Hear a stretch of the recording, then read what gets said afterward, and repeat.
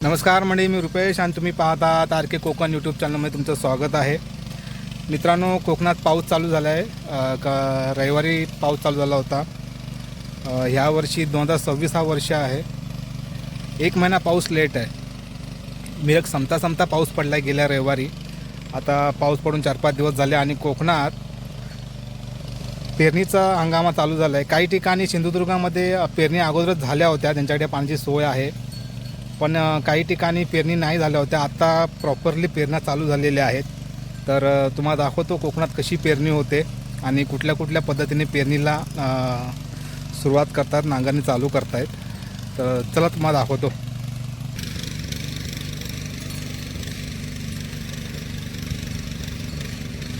हा व्हिडिओ बनवण्याचा प्रपद असा आहे की आता ही बैलजोडी आहे ना, नामशेष होणार आहे काही काळांतराने.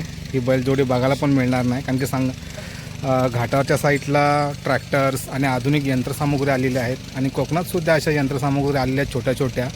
कोकणात ट्रॅक्टर न येण्याचं कारण म्हणजे हे अशी जागा असते बघा, असा डोंगराळ प्रदेश असतो आणि असा टप्प्याटप्प्याने शेतबांध केलं असतं, त्यामुळे इथे ट्रॅक्टर आणता येत नाही.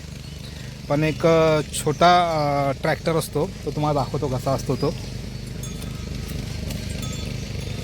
बघा. इथे ह्या ट्रॅक्टरचे चालू आहे. हा जो ट्रॅक्टर आहे ना, असा एक छोटा रोटावेटर असतो, पण याला उचलायला कमीत कमी 2 ते 3 माणसं लागतात.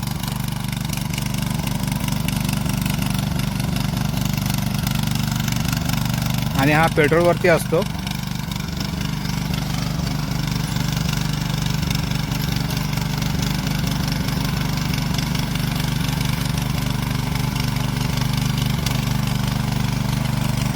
पण याला 2-3 माणसांना समजा आता इथून ह्या खालच्या भागातून वरच्या भागात न्यायचं असेल तर थोडं त्रासदायक आहे. 2-3 माणसांनी उचलून न्यावं लागतं. पण आमची ही बैलगाडी कुठल्याही डोंगरात जाऊ शकते. अशा कोकणातली शेती असते, अशी वर वर वर वर तिथपर्यंत अशी शेती आहे. पण आता काही काळांतराने लोक शेती सोडून द्यायला लागलेत. त्याच्यामुळे काही म्हणजे असं करू, हे बघा ही शेती आता इथे नाहीच कोण करत आहे. ह्याच्यावरती पण शेती आहे, ती पण कोण करत नाही आहे. आता हे लोक पण आहेत, त्यांच्याकडे पण शेती करतात, पण शेती करणं नांगर धरायला माणूस नाही आहे. तर ही आपली शेती बघा.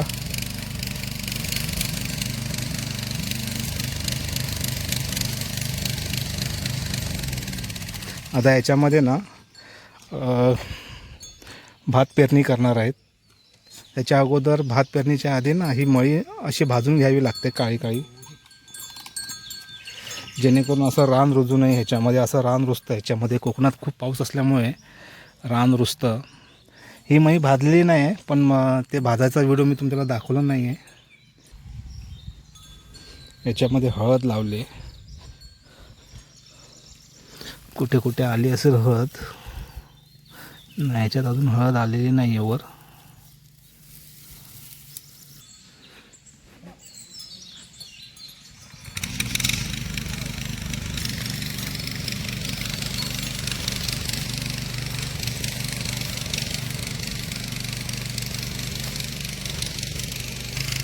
आता बैलांना इथे उभं केलं आहे. त्या तिकडच्या 2 मळ्या आहेत, त्या 2 मळ्या करायच्या आहेत. पण आता इथे होल्ड केलं आहे ह्या बैलांना, कारण आपल्याला आता तिकडे त्या मळीमध्ये भात पेरायचं आहे. तर चला दाखवतो तुम्हाला भात कसं पेरतायत. मित्रांनो, जून संपायला आला आणि आमच्याकडे फणस बघा किती आहेत. बारके फणस आहेत ते. आणि वटपौर्णिमा पण जवळ येते. तर कुणाला हवे असतील तर तुम्ही आमच्या गावाला येऊ शकता. फणस हवे तेवढे आहेत, घेऊन जाऊ शकता. किती फणस लागले आहेत बघा. मुंबईत लोकांना वासाला पण इथे फणस मिळत नाहीत. इथे बघा, इथे पडून पिकून जातात. ते बघा असे पडून जातात, कोण खात नाही इकडे. तर मित्रांनो, नांगरून झालेला आणि आता भात पेरणी करायचं आहे. हा भात पेरून झाला की जेव्हा त्याची रोपं मोठी होतील तेव्हा लावणीला सुरुवात करणार आहोत. लावणीचा पण आपण व्हिडिओ करणार आहोत मित्रांनो. तर असेच कोकणातील तुम्हाला व्हिडिओ पाहायचे असतील तर प्लीज कृपया लाईक करा, शेअर करा आणि कमेंट करा. आणि सबस्क्राईब करायला विसरू नका मित्रांनो. हे कोकणातील व्हिडिओ तुमच्यासाठी मी आणत जाईन. शेतीविषयक असतील किंवा इतर काही पण कोकणातले व्हिडिओ बघा. आता ही पेरणी केलेली आहे चालू.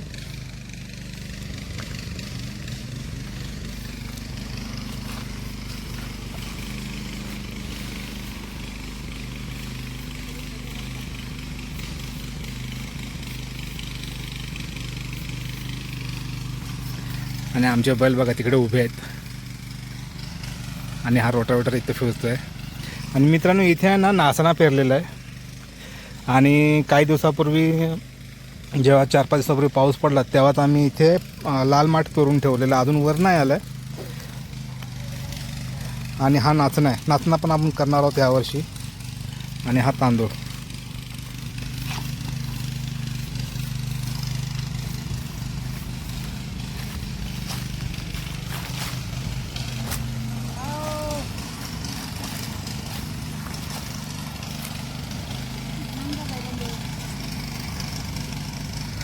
आमचे बैल बघा.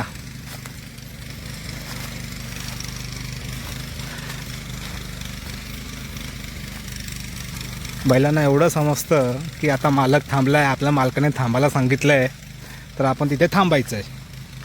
कसं समजतं आहे मुख्य जनावराला? माणसाला पण समजत नाही, अरे बाबा थांब,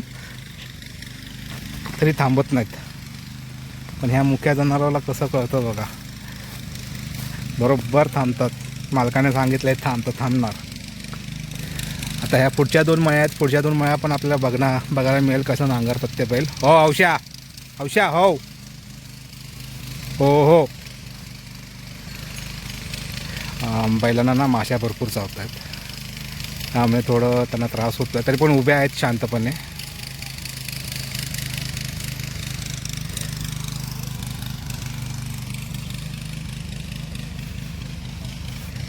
परत एकदा दाखवतो बघा फणस बाग किती आहेत.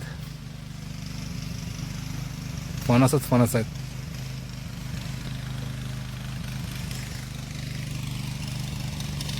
ही पडीक जमीन आहे, कोण करत नाही शेत. कोणाला करायचं असेल तर या कोकणामध्ये बघा भरपूर जागा आहे. ही पण पडीक आहे, जेवढं हिरवं दिसतं हे पडीक आहे. हे आता जेवढं नांगरलेलं आहे तेवढं शेती होणार. हे इथे शेती होणार.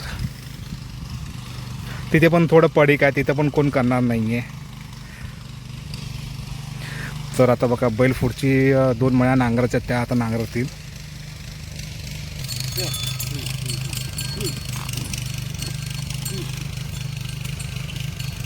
बैल बरोबर त्या 2 मळ्यांमध्ये जाणार आहेत.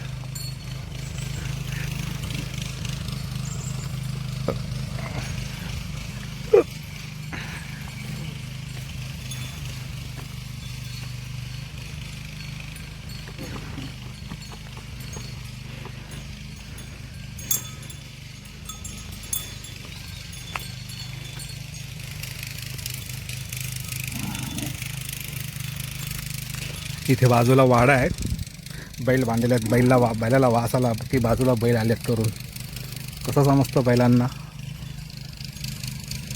त्यांना दिसत पण नसेल इथे की बैल आलेत करून. इकडे फक्त वासाने त्यांनी ओळखलं की ते बैल आलेत.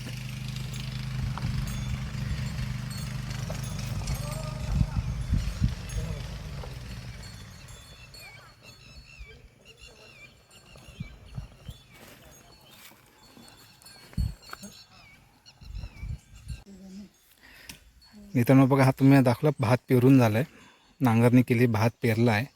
आता हा पेरल्यानंतर ना असा लपवावा लागतो. जसा बघा हा समोरासमोर दिसतोय तुम्हाला, पण ह्याच्यामध्ये दिसत नाही. बघा जसं की माझी आई बघा ती आता पूर्ण ना भात लपवते आहे, जेणेकरून हा भात लपवला ना की ती पाखरं वगैरे खाणार नाहीत आणि त्यांना ऊब मिळून, उन्हाची आणि पावसाची ऊब मिळून भात लवकरात लवकर वर येईल. आणि असा हा लपवला बघा. इथे तुम्हाला दिसत असेल बघा, इथे भात दिसतो आहे आणि इथे साधारण भात दिसत नाही. हा लपला गेला आहे भात, बियाणं लपवलं गेलं आहे, म्हणजे पाखरं खाणार नाहीत आणि भात लवकर वर येईल. मग अशा प्रकारे ते भात लपवलं जातं.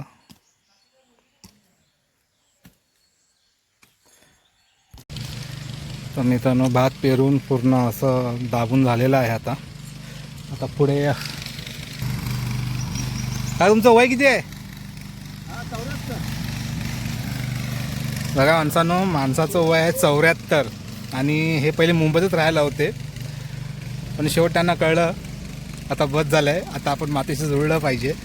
ऑलरेडी जे मातीशी जुळलेले होते पण काही कारणास्तव ते मुंबईला गेले, परत मातीशी जुळलेत. पण त्यांचं वय 74 आहे. बघा कसं काम सकाळी उठणार, शेण काढणार, शेण टाकणार, हा त्यांचा रोजचा दिनक्रम आहे. हा अजून स्ट्रॉंग आहेत. आणि मुंबईतली मुलं 30-35 वर्षाची झाले की त्यांना म्हातारेच झालेले असतात. चालता पण येत नाही, उठता येत नाही, वागता येत नाही. पण कोकणातले दररोज काम करणारी माणसं बघा, वय 74 आहे. आणि ते आजी बसले ना, तिचं पण वय कमीत कमी 78च्या आसपास आहे. पण कामातून एकदम स्ट्रॉंग. एखाद्या तरुण पोराला लाजेल असं काम करतात एवढी वयस्कर माणसं. इथे पण भात पेरून झाला आहे आणि भात ढाकायचं काम चालू आहे. पुढचा व्हिडिओ पण मी आणेन जेव्हा ह्याला रोपं येतील, पुढे लावणी करतील, तो पण व्हिडिओ येणार आहे. हे रोटावेटरने बघा कसं खणून घेतलं आहे. रान भरपूर आहे.